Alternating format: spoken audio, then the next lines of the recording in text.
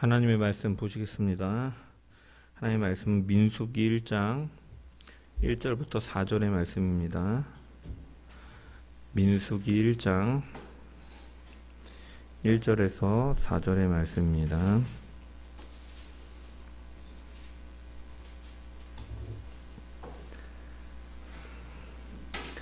제가 하나님의 말씀을 봉독합니다. 이스라엘 자손이 애굽 땅에서 나온 후 둘째 달 첫째 날에 여호와께서 시내 광야 회막에서 모세에게 말씀하여 이르시되 너희는 이스라엘 자손의 모든 회 중 각 남자의 소를 그들의 종족과 조상의 가문에 따라 그 명수대로 계수할지니 이스라엘 중 20세 이상으로 싸움에 나갈 만한 모든 자를 너와 아론은 그 진영별로 계수하되 각 지파의 각 조상의 각 가문의 우두머리 한 사람씩을 너희와 함께 하게 하라. 아멘. 말씀을 통한 주의 은혜와 평강이 우리 모인 모든 자들 가운데 넘치기를 축원합니다. 우리가 지난주까지는 이제 레위기의 말씀을 살펴보았고 오늘부터는 이제 민수기를 가지고 은혜를 나누기를 원합니다. 민수기라는 제목은 우리 성도님들도 잘 아시는 것처럼 이제 백성민자, 셀 숫자, 그리고 기록할 기자. 그래서 백성의 수를 세어서 기록한 책이라는 의미를 가지고 있습니다. 이 한글 성경의 제목은 왜 이렇게 정해졌느냐? 이 구약 성경, 이 히브리어를 이제 헬라어로 번역한 이제 70인역에서 이 책의 이름을 숫자들이라고 명명한 데에 그것에 따르기 때문입니다. 70인역은 그렇다면 왜 이 책을 숫자들이라는 제목으로 붙였느냐? 그것은 이제 1장에 시내산에서 떠나는 출애굽 1세대 백성들의 숫자를 계수한 기록이 이 책에 등장하고 있고, 또한 26장에서 이제 광야의 방황을 마치고 가나안 땅으로 들어가기 전에 다시 한번 출애굽 2세대의 숫자를 계수한 기록이 이 민수기에는 두 번에 걸쳐서 이 계수한 기록이 등장하기 때문에 이제 숫자들 이 책을 가리켜서 이제 숫자들이다. 숫자에 관한 책이다. 그래서 백성을 세어 기록한 책이다라고 이렇게 부르는 것입니다.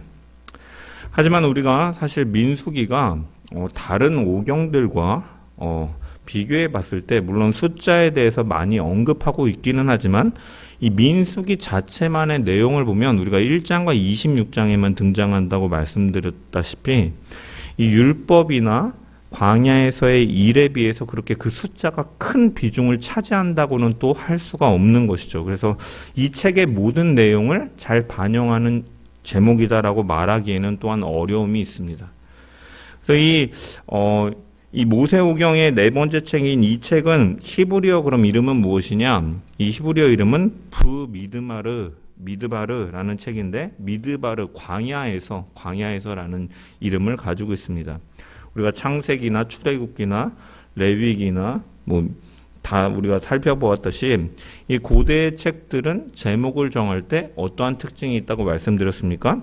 그 전통에 따라서 책의 첫 단어 혹은 처음 등장하는 문장 중에 가장 중요한 단어를 가지고 이 책의 제목을 정하였던 배경이 있죠. 그래서 이제 이 민수기 같은 경우에는 그리고 여호와께서 말씀하셨다로 시작하지만 그 중요한 이 첫 번째 문장에서 가장 중요한 문제를 이제 다섯 번째 등장하는 이제 광야에서라고 이렇게 봐서 이제 유대인들은 그렇게 이름을 붙여가지고 이 광야에서라는 책의 제목을 정하였습니다. 그래서 이 민수기는 사실은 시내산에서 이스라엘 백성들이 이제 언약을 체결하고 이제 1년여 동안에 이제 레위기를 통해서 그들이 거룩한 백성으로서 이제 이러한 여러 가지 성결법이라든지 이런 제사의식에 대한 것들을 하고 난 이후에 이제 가나안 입성 전까지 이 광야의 여정을 기록하고 있기 때문에 이 광야에서라는 부분이 사실은 더 책의 전체 내용을 반영하는 제목이라고도 할 수가 있습니다. 그리고 이 광야라는 것이 사실은 이 책에서 굉장히 중요한데 왜 광야라는 이 개념이 중요하냐면 바로 이스라엘 백성들이 이제 시내산에서 언약을 맺고 이제 하나님과 언약을 맺고 이제 1장부터 10장까지의 내용들을 보면 이제 각 지파의 수를 계수하고 이 지파가 어떻게 진영을 배치할 것인지 그리고 성막 중심의 공동체로 질서를 세우는 것에 대해서 이제 이러한 내용들이 다뤄주고 있다라는 것이죠. 그래서 이것을 가리켜서 이제 성경학자들은 뭐라고 말하냐면 이제 광야라는 곳은 이제 이스라엘이 공식적으로 하나님의 민족으로 출범하는 장소다라고 이렇게 해석을 하는 거예요. 그래서 이런 차원에서 보면은 광야는 이스라엘이 노예의 신분에서 이제 언약을 맺고 나서 이제 하나님의 백성으로서의 첫 발을 디디는 민족으로서 이렇게 출범하고 이 약속의 땅의 주인으로서 변화되어가는 과정의 전환점이 바로 이 광야에서 이루어지는 민수기에서 나타나는 이런 내용들이다라고 할 수가 있는 것이죠. 그래서 우리가 은혜로 예수 그리스도를 믿어 의롭다 하심을 얻고 새롭게 태어난 성도들이 이제 이 땅에서의 나그네와 같은 삶을 살아감 가운데 이제 그리스도의 그리스도의 그 인격과 그 예수님께서 행하신 정신과 그 본들을 우리가 이제 우리의 삶 가운데서도 예수님을 믿음을 통해서 이렇게 열매를 맺어가는 것을 우리가 성화라고 하잖아요. 그래서 우리의 전인격이 예수 그리스도를 닮아가는 그 영적 선장이 이루어지고 하나님의 천국 백성으로 만들어가는 과정처럼 이스라엘 백성들이 이제 노예에서 본격적으로 이 약속의 땅 가나안 땅을 차지하는 이 이스라엘 백성들의 그 과정의 전환점이라고 할 수가 있는 것이죠. 그래서 이 민수기는 36장으로 이루어져 있는데 크게 이제 세 가지 주제로 분류할 수가 있습니다. 첫 번째로는 이제 1장부터 10장까지 이제 모세가 이스라엘 백성들을 계수하고 이스라엘 백성들이 행진할 수 있도록 진영을 갖추고 행진을 시작하는 준비를 하는 내용으로서 우리가 1장부터 10장까지를 분류할 수가 있죠. 그래서 하나님께서는 이스라엘 백성들이 단순히 큰 무리가 아니라 거룩한 백성으로 세우기 위한 질서를 주시는 것이죠. 인구 조사를 통해서 각 지파를 정비하고 이제 성막을 중심으로 진영을 배치하고 이제 제사장들과 레위인들을 따로 구별해서 하나님의 그 임재를 유지할 수 있는 거룩한 공동체의 그 체제를 이렇게 실질적으로 이렇게 준비하고 행할 수 있도록 하시는 것이죠. 그래서 이스라엘 백성들이 출애굽해서 이제 약 3개월의 기간 동안 여정을 마치고 시내산에서 도착해서 언약을 체결하고 1년여간 하나님의 백성으로서 거룩하게 사는 법인 이 율법과 여러 규례들, 제사, 성결법 이러한 것들을 우리가 레위기를 통해서 살펴보았죠. 그리고 그 레위기에서 가장 중요한 개념 중에 하나가 무엇입니까? 바로 계속 강조하시는 것이 성막이잖아요. 성막. 그래서 이 레위기의 핵심이 바로 성막인데 이 성막은 어떠한 것을 드러냅니까? 바로 다가갈 수 없는 거룩하신 하나님에 대해서 드러내고 있죠. 먼저는 하나님께서는 거룩하시기 때문에 아무렇게나 접근할 수 없는 분임을 또한 드러내고 있고 또한 그 하나님께서 은혜를 주심으로 다가갈 수 있는 하나님을 보여주고 있는 것이 바로 레위기의 가장 중요한 주제인 성막인 것이에요.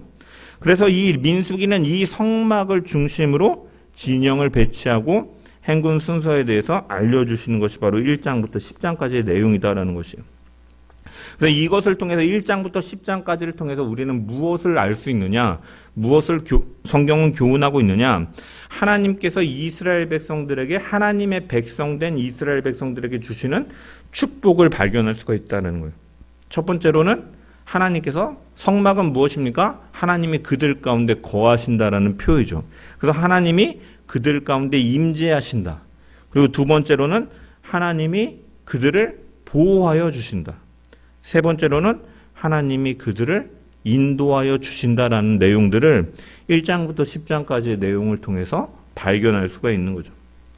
하나님의 성막은 이스라엘의 진영 한가운데 있었고 이것은 이스라엘 백성들이 이 구원받은 하나님의 백성이기 때문에 하나님께서 그들 가운데 함께 계신다라는 것을 의미하는 것이죠. 또한 모세를 통해서 이스라엘 지파 12지파를 세 지파씩 나누어서 동서남북으로 이 성막에 배열하고 진행할 때 역시도 동서남북 이 순서로 진행하도록, 그래서 이것을 통해서 외적인 침입으로 보호할 수 있는 체제를 하나님께서 정하시고 그들에게 따를 수 있도록 하시는 것이죠. 그래서 하나님의 임재 그리고 하나님의 보호하심. 그래서 하나님의 보호하심의 축복을 발견할 수가 있고, 또한 하나님께서는 성막을 통해서 낮에는 구름 기둥으로 또한 밤에는 불 기둥으로 구름이 아래에 거하였다가 올라갔다 하는 것을 통해서 이스라엘이 가야 할 그 길을 알려주시는, 그래서 인도하시는 하나님을 바로 발견할 수가 있는 것이죠. 그래서 이 사실이 우리에게 주는 교훈은 무엇인가? 광야는 이스라엘의 노예의 신분에서 약속의 땅의 주인으로 변화되어 가고, 그 가운데 하나님께서 임재하시고 보호하시고 인도하시는 그 축복이 있었던 것처럼, 우리 역시도 우리의 삶 가운데 지금 이 땅에서 성화를 이뤄가는 삶 가운데 하나님께서는 그러한 축복으로 우리와 함께 하신다는 거예요. 우리는 예수님을 구주로 영접하면서 이제 죄와 사망의 권세, 그 공중의 권세 잡은 자들이 지배하던 나라를 떠나서 하나님의 나라를 향하여 가고 있는 이 나그네와 같은 것이죠. 우리가 궁극적으로는 이미 그 나라의 구원을 얻은 자이지만 또한 완성될 하나님의 나라를 아직 가고 있는 자이기 때문에, 그래서 그러한 광야는 이스라엘 백성들에게 어떠한 땅이었습니까? 이 가나안으로 가기 이전에 정착할 땅이 아니고 위험이 있는 땅, 잠시 머물 수밖에 없는 땅이었고, 그들에게는 여러한 대적들이라든지 이런 환경적인 어려움들이 있을 수 있었지만, 그렇기 때문에 그들은 하나님을 의지하며 살아갈 수밖에 없는 것이 바로 광야이죠. 마찬가지로 우리가 의롭다 하심을 선포받고 영화를 향해서 가는 이 성화의 길을 걸어가는 가운데, 때로는 우리의 삶 가운데도 역시도 환경적인 어려움들로 인해서 또한 여러 대적들의 시험과 미혹으로 유혹으로 인해서 우리가 그런 위협들이 우리 가운데 노출이 된다라는, 그런 위협들에 우리가 노출이 된다라는 것이죠. 그러한 가운데 우리가 때로는 넘어지고 실패하고, 때로는 이 민수기에 등장하는 것처럼 하나님의 또한 일정의 진노를 받아서 징계를 받고 살고 있다 하더라도, 궁극적으로 우리가 잊지 말아야 될 것은 무엇이냐? 바로 하나님은 이 세 가지 은혜, 임재하심, 보호하심, 인도하시는 그 은혜로 우리에게 함께하고 계시다라는 사실을 우리는 분명히 기억해야 된다라는 것이죠. 하나님이 우리와 영원토록 함께 계시고, 성령님이 우리 안에 들어오셔서 임재하시고 영원토록 떠나지 아니하시며 우리를 보호해 주시고 우리의 갈 길을 인도해 주신다라는 그 사실을 우리는 이 민수기를 통해서 다시 한번 그 이스라엘 백성들을 대하시는 하나님의 모습 속에서 우리는 발견할 수 있다라는 거죠. 그래서 임재와 보호와 인도하심의 은혜는 하나님의 백성된 우리에게 베풀어 주시는 하나님의 사랑이기 때문에 우리는 이 민수기를 통해서 그것을 더욱더 깊이 발견할 수가 있고, 그것에 대해서 감사하는 주의 백성들이 되어야 될 줄 믿습니다. 그래서 이렇게 하나님께서 우리 가운데 임재하시고 보호하시고 인도하시기 때문에, 그렇기 때문에 우리는 그 하나님께서 구원하시겠다라고 작정하시고 예정하신 자들은 그 하나님께서 그렇게 함께 하시고 지키시고 보호하시기 때문에 결코 그 어떠한 존재도 그 사랑과 그 구원에서 탈락될 수가 없는 것이에요. 그래서 바울은 로마서 8장 38절에서 39절의 말씀을 보면, 내가 확신하노니 사망이나 생명이나 천사들이나 권세자들이나 현재일이나 장래일이나 능력이나 높음이나 깊음이나 다른 어떠한 피조물이라도 우리를 우리 주 예수 그리스도 안에 있는 하나님의 사랑에서 끊을 수 없느니라라고 말씀하시는 근거가 바로 이렇게 하나님께서 함께 하시기 때문이다라는 거예요. 그래서 한 번 은혜를 주시고 우리를 구원해 주신 하나님은 그 능력으로 우리를 끝까지 붙드시고 천국에 이를 때까지 그 손을 놓지 않으시고 우리를 구원해 주신다라는 사실을 꼭 기억하며 살아가는 주의 백성들 되기를 소망합니다. 그 실제적인 예로 드러나는 것이 바로 민수기의 이제 1장에 보면 인구 조사하는 그 숫자들이죠. 성경에 보면은 이 지파들별로 몇 명인지 1000명 단위, 100명 단위, 10명 단위로 한 것이 아니라 이 한 자릿수까지 다 이렇게 기록되어 있는 것은 무엇이냐? 하나님이 아브라함에게 하신 그 언약을 정말로 이렇게 신실하게 이루셨고 이것이 실제적으로 일어났다라는 것을 증언하기 위해서 민수기는 이렇게 기록하고 있다라는 것이죠. 이처럼 하나님은 그 약속대로 우리를 구원하시고 인도하시는 하나님이심을 믿으며 우리가 늘 그 하나님의 손을 놓지 않고 그 하나님의 손을 붙들고 걸어가는 주의 백성들 되기를 주님의 이름으로 간절히 축원합니다. 민수기의 두 번째 부분은 뭐 학자들마다 조금 다르지만 저는 이제 11장부터 19장까지 이제 두 번째 파트로 보는데, 이 11장부터 19장까지는 이제 주로 이제 이스라엘 백성들의 원망과 반역의 사건을 이제 다루고 있습니다. 출애굽한 지 제2월 20일에 이제 구름이 성막 위에 떠오르고 이스라엘 백성들이 이제 시내 광야를 행군하기 시작하고 가나안 땅으로 가는데, 유감스럽게도 안타깝게도 그 광야에서의 행군의 역사는 정의를 해보자면 불평과 원망과 하나님을 향한 반역의 역사였다라고 우리는 정의해 볼 수가 있는 거죠. 이스라엘 백성들은 끊임없이 불평을 합니다. 이스라엘 백성들이 불평한 것은 크게 대체로 이제 세 가지로 분류해 볼 수가 있는데, 첫 번째로는 환경에 대한 불평이죠. 왜 만나는 맛이 없는가? 왜 만나만 먹어야 되는가? 왜 물은 없는가? 왜 고기를 주지 않아서 우리가 이렇게 힘이 없어야 되는가? 마늘과 부추를 먹어서 힘이 약해졌다. 왜 편안한 길을 놔두고 이렇게 돌아서 험한 길로 가야만 되는가? 등등등 이스라엘 백성들은 환경에 의해서 끊임없이 불평한다라는 것이죠. 그들이 불평한 만나는 하나님께서 그들의 백성을 위해서 주신 음식이었어요. 하나님께서 주신 것이기 때문에 가장 좋은 것이고 영양학적으로나 맛적으로나 그들에게 필요한 것을 주셨을 것입니다. 하지만 그들은 그렇기 때문에 그들은 광야의 시간 동안에서만 이 만나를 먹으면 이후에는 젖과 꿀이 흐르는 가나안 땅에 들어가서 다른 풍성한 소출을 맛볼 수가 있다라는 것이죠. 하지만 이스라엘 백성들은 그냥 당장 눈앞에 펼쳐진 환경으로 인해 원망하는 거죠. 애굽에서 노예 생활을 할 때 그때 먹었던 것들이 좋았고, 애굽은 먹을 것이 풍족한 곳이었기 때문에 고기도 먹고 부추도 먹고 마늘도 먹고 좋았으니 애굽으로 돌아가야겠다라고 원망하며 불평하는 것입니다. 사실 이들은 애굽에서 노예 생활할 때는 바로의 압제 속에서 신음하며 울부짖으며 하나님께 부르짖었던 사람들이죠. 그들이 그곳에 있으면서 어떤 것을 경험하니까 하나님의 축복 속에 인구가 폭발적으로 증가하니까 바로는 이스라엘 백성들을 견제하기 위해서 그들이 낳은 소중한 아이인 아들을 태어나면은 나일강에 던져서 죽어야 되는 이러한 것들을 경험하였던 장소였다라는 거예요. 하지만 그들은 환경을 탓하면서 하나님께 불평하며 원망하고 있다는 것이죠. 이러한 이스라엘 백성들의 모습에서 우리는 우리의 모습을 볼 수가 있는 거죠.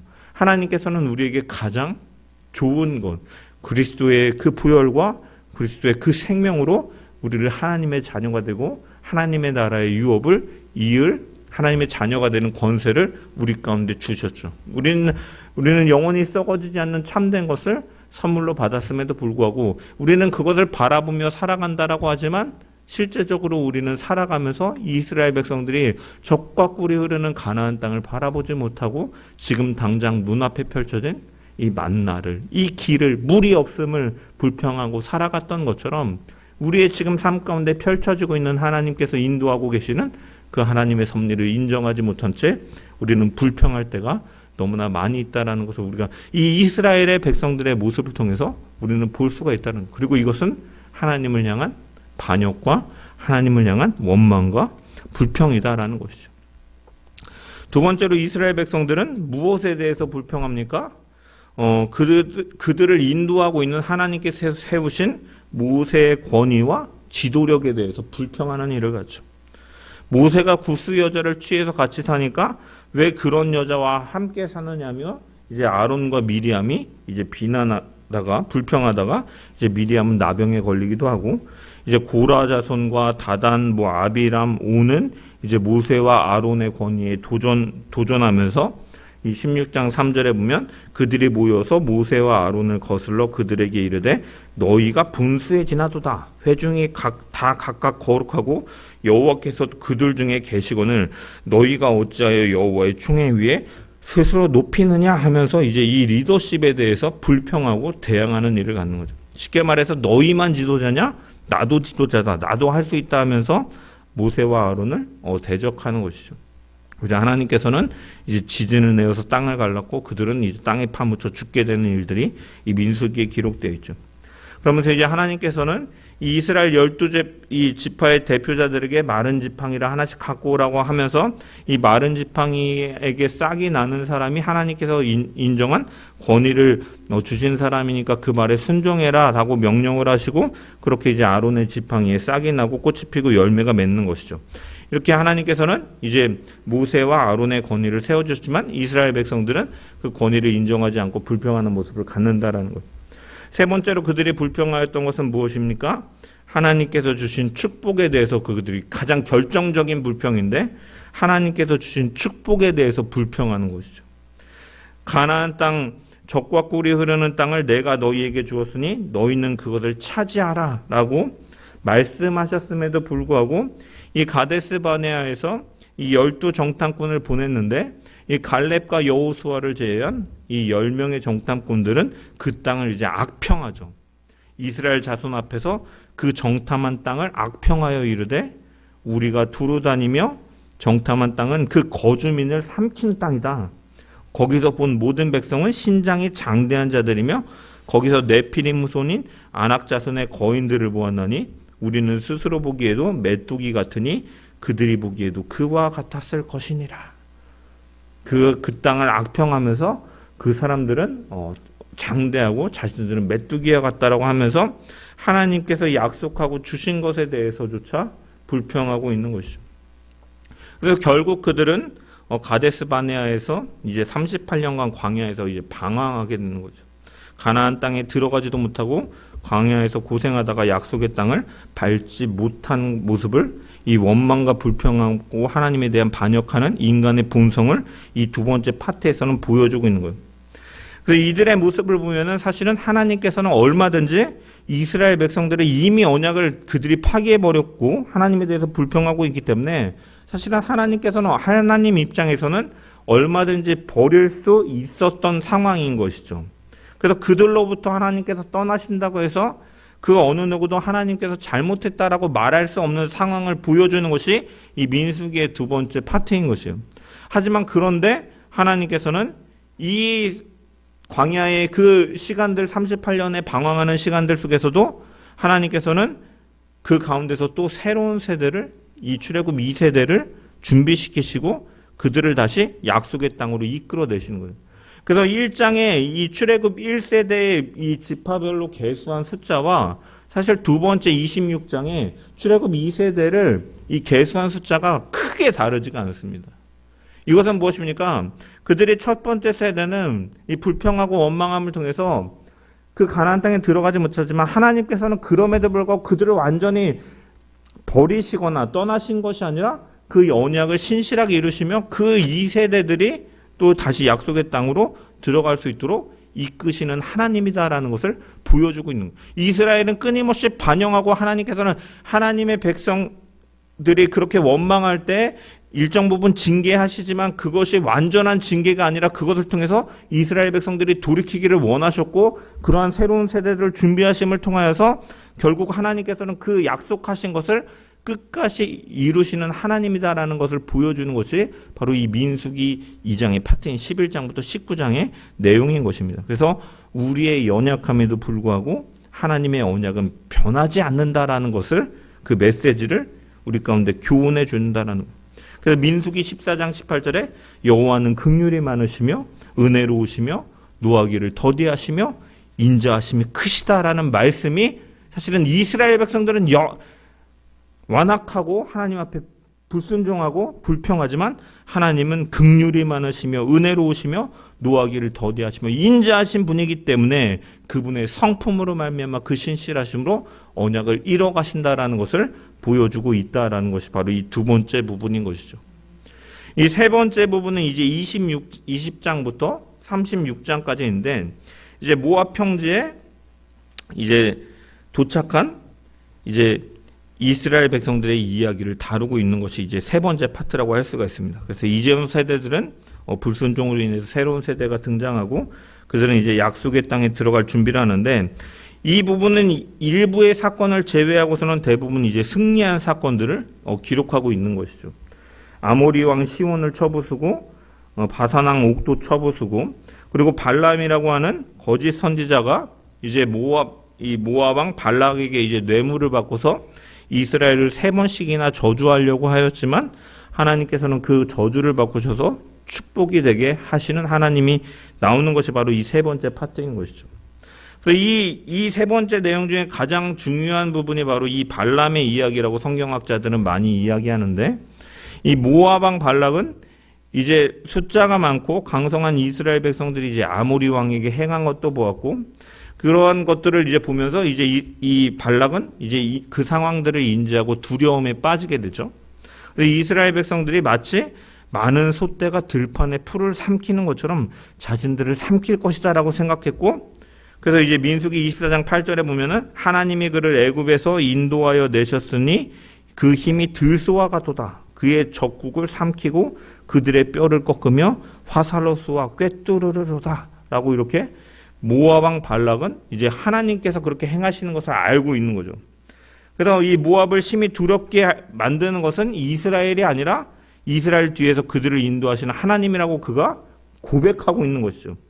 그래서 이 모압과 미디안은 이 기세등등하게 오는 이 이스라엘을 향해서 대항하기 위해서 동맹을 맺는데, 그럼에도 불구하고 자신들의 군사적인 열세라는 것을 파악한 이제 모압 왕 발락은 정면 승부보다는 이제 우회적인 정책을 펼치는데, 처음에 화친을 맺으려고 하고 그것이 불가능할 때는 이제 종교적인 행위를 통해서 그들을 저주하려고 하는 것이죠. 그래서 저주의 방법을 택한 모압 왕 발락이 이제 부올의 아들 발람에게 사제를 보내서 이스라엘을 저주하도록 요청하게 하는 것이죠.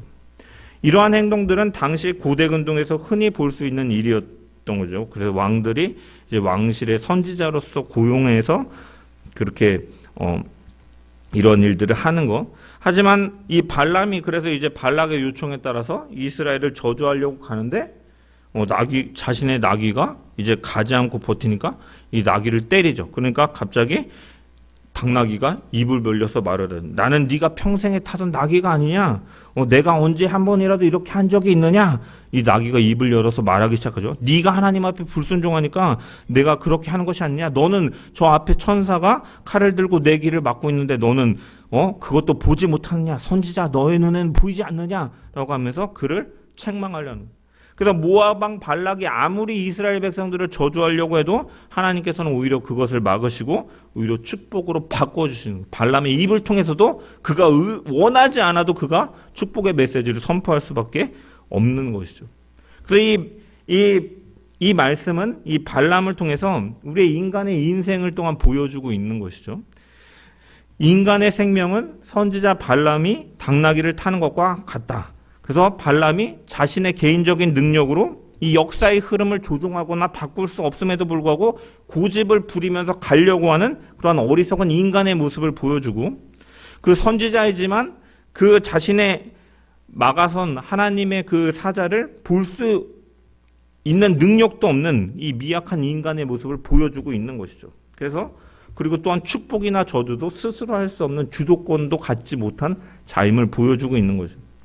그래서 결국은 그 역시 그를 통해서 볼 수 있는, 결국은 인간이라는 존재는 하나님께서 하라고 하시는 것을 행하는 존재, 하나님의 섭리 가운데 있는 존재임을 보면서 우리의 인생에 어떻게 보면 한계와 연약함을 분명히 보여주고 있는 거죠. 그리고 하나님께서는 이러한 연약한 인간조차도 하나님을 사랑하시는 하나님이시죠. 그래서 이스라엘이 완전하여서 하나님의 백성으로 그들의 하나님이 되시는 것이 아니라 하나님께서는 이스라엘을 완악하고 반역을 행하고 하나님 앞에 불순종하는 모습들을 보임에도 하나님께서 이스라엘 백성들을 선택하셨기 때문에 끝까지 사랑하시는 모습을 보여주는 것이 바로 민수기다라는 거예요. 그래서 능력 없는 인간이 저주할지라도 하지 못하도록 막으시고, 또한 이 발람조차도 저주하기로 마음먹은 이 발람을 경고 없이도 바로 심판하실 수 있는 하나님이시지만 당나귀에게 말을 하게 하시고, 또한 이렇게 함을 통해서 그를 살리시고, 또한 발람이 이스라엘을 축복하는 그 메시지를 통해서 모압 왕 발락도 이 마음을 돌이키기를 기다리시는, 어떻게 보면 사랑의 하나님이심을 우리는 민수기를 통해서 또한 볼 수가 있다라는 것이에요. 이 다음 세대를 준비시키시고 승리하게 하시고, 이러한 모든 것은 이스라엘 백성들이 잘해서가 아니라 하나님께서 선택하시고 하나님의 심실하심 속에서 이루어지는 일임을 이 민수기는 끊임없이 증언하고 있다는 것이에요. 그래서 이스라엘 백성들은 이제 승승장구하고 미디안 왕도 죽이고 발람도 죽이고 요단강의 동편을 차지하고 이제 계속 승리해 나아가는 것이 이제 나오는 것이죠. 그래서 이것이 무엇을 의미하느냐? 바로 이스라엘 백성들이 40년 동안 광야에서 불평불만, 불순종, 반역하는 연약함을 보이지만 하나님께서는 그러한 중에도 이스라엘 백성들을 떠나지 아니하시고 결국은 그들을 가나안 땅으로 이끌어 가셨다라고 말하는 것이 사실은 민수기 전체의 주제다라는 것입니다. 그래서 우리의 연약함 속에도 허물 많고 죄 많고 하나님 앞에 부끄러울 때 있고 하나님으로부터 징계를 받고 징벌을 받아 사는 그 순간에도 하나님은 우리를 떠나지 아니하시는 분이시다.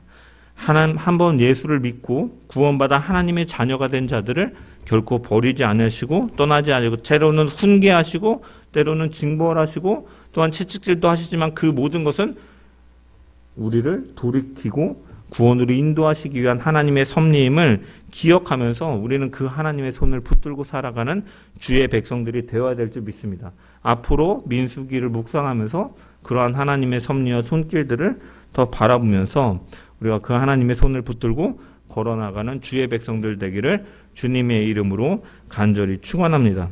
가장 중요한 것은 무엇입니까? 우리가 삶 가운데 환경을 불평하고 원망하고 그러한 연약함 가운데 때로는 넘어지고 쓰러질지라도 하나님은 우리를 떠나지 아니하시고 보호하시고 인도하시는 하나님. 그래서 우리의 삶이 비록 광야 같을지라도 하나님이 함께 하시기 때문에 그곳은 바로 축복된 자리임을 기억하며 묵묵히 걸어나가는 우리 모든 주의 백성들 되기를 주님의 이름으로 간절히 축원합니다.